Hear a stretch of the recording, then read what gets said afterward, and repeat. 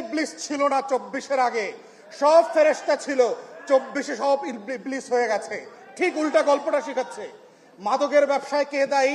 সমন্বয়ক দায়ী। চাঁদাবাজি করতেছে কে? সমন্বয় করতেছে। তদবির করতেছে কে? সমন্বয় করতেছে। অতএব এই যে নতুন অভ্যুত্থানের নেতা কর্মীদেরকে শত্রু বানানোর রাজনীতি চলছে, অতএব এই জুলাই যোদ্ধাদেরকে বুঝতে হবে সেই শক্তিগুলো কারা, সেই গণমাধ্যমগুলো কারা, যারা দিল্লির বয়ান কায়েম করবার চেষ্টা করছে, বাংলাদেশকে যারা নতুন করে স্বাধীন করেছে সেই স্বাধীনতার নায়কদেরকে প্রত্যেক দিন প্রত্যেক রাতে বাংলাদেশের শত্রুতে পরিণত করছে, দেশের জনগণের মুখোমুখি দাঁড় করানোর চেষ্টা করছে। এই দিল্লির বয়ানটা বোঝা আজকের জুলাই যোদ্ধাদের জন্য অতীব জরুরি এবং এটার